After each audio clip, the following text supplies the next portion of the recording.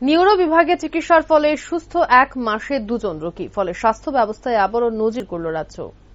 Neuro বিভাগ GBP হাসপাতালে neuro বিভাগে 2 জন রোগীকে সুস্থ করে তুলেছে জিবিপি হাসপাতালের নিউরো বিভাগের বিশিষ্ট চিকিৎসক। এই নিয়ে সাংবাদিক সম্মেলন করা হয় বুধবার। উপস্থিত ছিলেন নিউরো বিভাগের বিশিষ্ট নিউরোলজিস্ট আবির লাল নাথ সহ অন্যান্য ডাক্তাররা। পরবর্তীতে সাংবাদিকদের মুখোমুখি হয়ে নিউরোলজিস্ট আবির লাল নাথ, কোন রোগীর যদি মাথা ব্যথা হয় তাহলে সেই রোগীকে সঙ্গে সঙ্গে নিউরো সার্জারি করা হয়।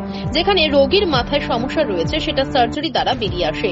সেই মর্মে কিছুদিন আগে নিউরোলজিস্ট বিশেষজ্ঞ ডক্টর আবির লাল নাথের কাছে মালতী দেব নামে একজন রোগী এসেছিলেন। এমনকি ওনার মাথা ব্যথার সমস্যা ছিল, কিন্তু এই সমস্যা সমাধানের জন্য নিউরোলজিস্ট আবির লাল নাথ এনজিওগ্রাফি করার পরিকল্পনা গ্রহণ করে। এমনকি ওনার এই পরিকল্পনা সাফল্যের পথ দেখতে পাওয়া যায়, যেখানে দেখা গিয়েছে ওই মালতী দেব নামে মহিলার আইসিএ নামে একটি রোগের সম্মুখীন হচ্ছিল বেশ কয়েকদিন ধরে। এই রোগের চিকিৎসার জন্য মূলত দুটি উপায় থাকে। এর মধ্যে একটি হলো মাথার উপরের অংশটি খুলে চিকিৎসা করা, নতুবা পায়ের কাছে চিকিৎসা করে রোগীকে সুস্থ করা। ফলে এই ক্ষেত্রে এই রোগীকে পায়ের মধ্যে মাইক্রো ক্যাথেটার চিকিৎসার দরুন সুস্থ করা হয়েছে। মালতী দেব পেশেন্টটা বেসিক্যালি এসেছিল ব্লিডিং নিয়ে মাথায়, আর ব্লিডিংটা বোঝা গেছে সিটি স্ক্যানের মাধ্যমে। ওনার মাথা ব্যথা, সাডেন লস অফ কনসিয়াসনেস, এটা নিয়ে এসেছিল। তো জেনারেলি এসব পেশেন্ট আসলে নিউরো সার্জারির কাছে যায়। রেড্ডি স্যার ওদেরকে বলেছিলেন মেবি সাম কেসে ব্যস্ত আছে, আর্জেন্টলি স্যার আর আসতে পারে। তো ডক্টর রেড্ডি, ডক্টর দেবদত্ত ওদের আন্ডারে গেছিল। তো whenever they saw the patient, ওরা সিটি স্ক্যান করিয়েছে। সিটি স্ক্যানের মধ্যে sub arachnoid haemorrhage, sub arachnoid haemorrhage মানে ব্লিডিং ইন দ্য ব্রেন। যখনই সাব অ্যারাকনয়েড হিমোরেজ হয় জেনারেলি আমাদের দেখতে হয় যে কেন হয়েছে। মোস্ট কমন কজ হতে পারে বিপি। আগে বয়স্ক মানুষের যদি ব্লিডিং হয় মাথায়, বিপি একটা most common cause, high BP, hypertension.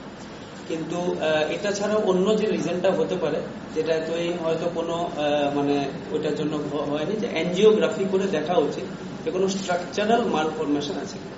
Structural মালফরমেশন মানে অ্যাবনর্মাল ব্রেইনের ভেসেল গুলো অ্যাবনর্মাল ডাইলেটেশন হয়, নাহলে বেলুনের মতো ফুলে যায়, যেগুলোর থেকে হঠাৎ করে ফেটে আমাদের ব্লিডিং হয়।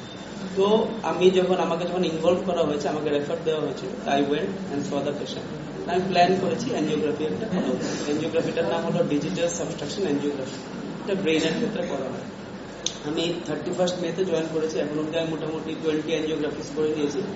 অ্যান্ড এটার মধ্যে এটা একটা পজিটিভ রেজাল্ট এসেছিল, যেটার মধ্যে আইসিএ মানে আমাদের যে হার্টের থেকে ব্রেইনের কানেকশন, এটাকে ইন্টারনাল ক্যারোটিড আর্টারি বলে। এটার মধ্যে একটা 5x5 মিলিমিটারের একটা বড়, মিলিমিটার হয়তো শুনে মনে হবে যে ছোট, কিন্তু আইডিয়ালি ব্রেইনের ক্ষেত্রে এটা বড়।